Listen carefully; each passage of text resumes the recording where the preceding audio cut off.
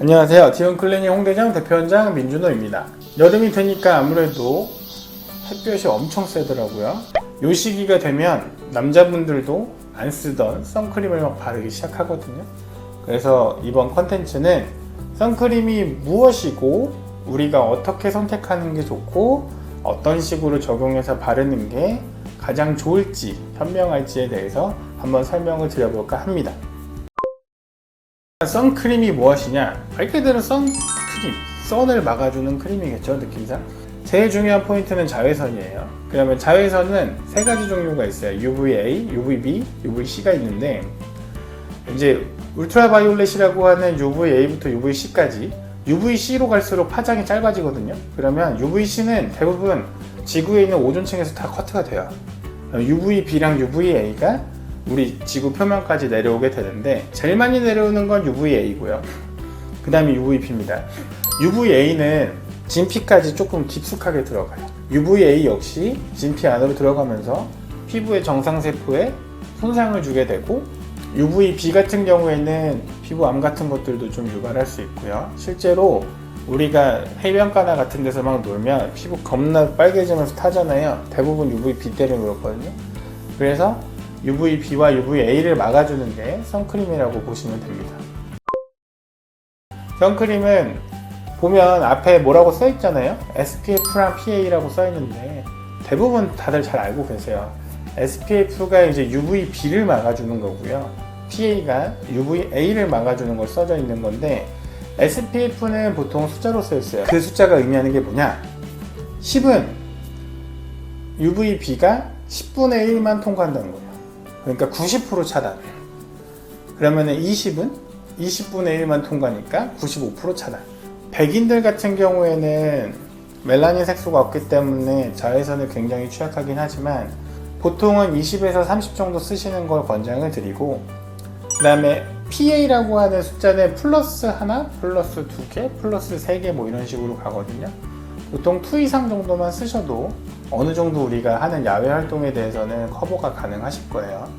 자외선을 막는 방법이 보통 뭐 유기자차로 이루어진 화학적인 방법이냐 아니면 무기자차로 이루어진 물리적인 방어막이냐 이런 걸로 이제 우리 선크림을 나누거든요.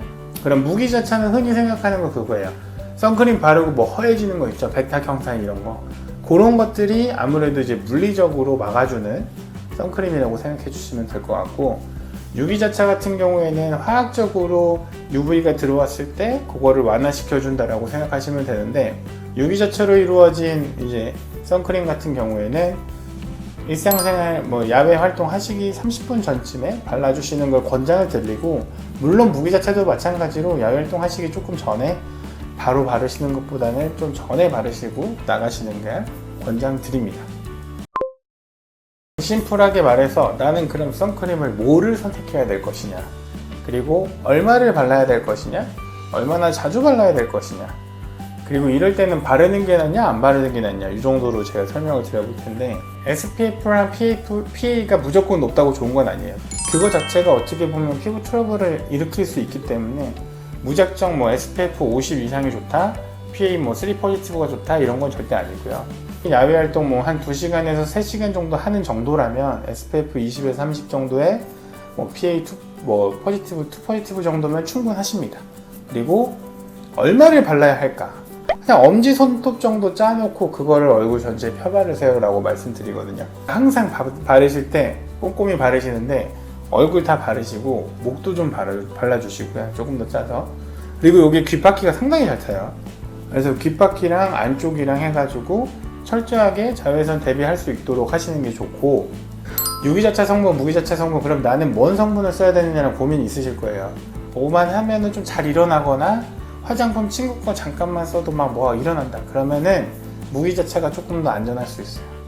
나는 안정감에 자신 있다 백탁현상 이게 더 싫다 허해지는 게 싫다 그러시는 분들은 유기자차 성분의 선크림을 발라주시면 됩니다. 그러면 과연 이게 얼마나 지속될 것이냐 보통 2-3시간 지나면 SPF든 PA든 보통 70% 정도까지 방어율이 떨어지거든요. 그러면 더 발라주시면 좋아요. 왜냐면 방어막이 있는데 그 위에다 방어막 발라주는 건 전혀 문제가 되지 않습니다. 여름휴가니까 물에 들어갈 일이 많아요. 그리고 땀도 흐르고요. 워터프루프 제품을 쓰시는 건 당연히 좋겠죠? 왜냐하면 씻겨 내려가기 때문에 뭐 땀이 흐르거나 이러면 씻겨 내려가면 당연히 그 부위는 효과가 없을 거기 때문에 워터프루프를 써주시는 거를 꼭 권장드리겠습니다. 선크림 바르면 되게 세안에 예민해지시는 분들이 있는데 사실 꼭 그러실 필요는 없어요. 어차피 다 날아가요. 각질 탄력되면서 날아가니까 부드럽게 폼 클렌저로 거의 한 번만 세안하셔도 어느 정도는 될 것이고, 물론 여자분들 메이크업 같은 것들 같이 하시는 분들은 뭐 이중 세안 하셔야겠지만 폼 클렌저 하고 막 오일도 막 문질 그런 거는 오히려 피부 손상을 해서 그걸로 인한 트러블이 일어나실 수가 있으니까 주의해 주시고, 보통 우리가 야외 활동을 할 때만 하지 대부분은 실내에 머물고 있잖아요. 그래서 실내에 머물 때는 굳이 막 안 바르던 선크림 막 구석에 박혀있는 거 유통기한 지난 건지 모르고 막 발라서 트러블 같은 거 일어나게 하지 마시고, 야외 활동할 때만 꼼꼼히 잘 발라주시면 그게 오히려 득이 되는 경우를 훨씬 많이 봤거든요. 그래서 그런 걸로 통해서 햇빛 강한 여름 피부 건강도 지키고 화상도 안 일어나게 해서 즐거운 여름 되셨으면 좋겠습니다. 감사합니다.